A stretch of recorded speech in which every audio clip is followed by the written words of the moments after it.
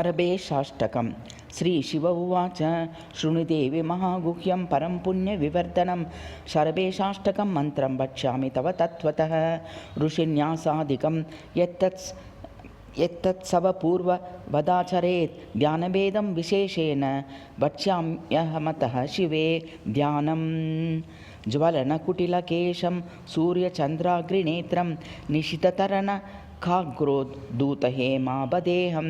शरभमतमुनीन्द्रैः सेव्यमानं सिताङ्गं प्रणतभयविनाशं भावयेत् पक्षिराजम् अथ स्तोत्रं देवादिदेवाय जगन्मयाय शिवाय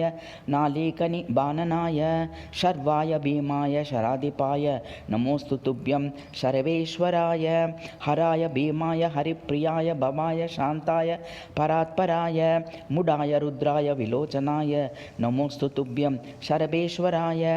शीतांशुचूडाय दिगंबराय सृष्टिस्थितिध्वंसनकारणाय जटाकलापाय जितेन्द्रियाय नमोऽस्तु तुभ्यं शरभेश्वराय कलङ्ककण्ठाय भवान्तकाय कपालशूलात् कराम्बुजाय भुजङ्गभूषाय पुरान्तकाय नमोऽस्तु तुभ्यं शरभेश्वराय शमादिषट्काय यमान्तकाय यमादियोगाष्टकसिद्धिदाय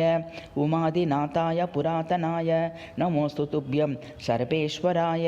गृणादिपाशाष्टकवर्जिताय किलीकृतास्मात्पति पूर्वगाय गुणादिहीनाय गुणात्रयाय नमोऽस्तु तुभ्यं शरभेश्वराय कालाय वेदामृतकन्दलाय कल्याणकौतूहलकारणाय स्थूलाय सूक्ष्माय स्वरूपगाय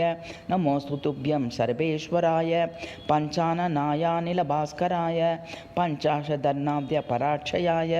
पञ्चाक्षरेशाय जगद्विताय नमोऽस्तु तुभ्यं शरभेश्वराय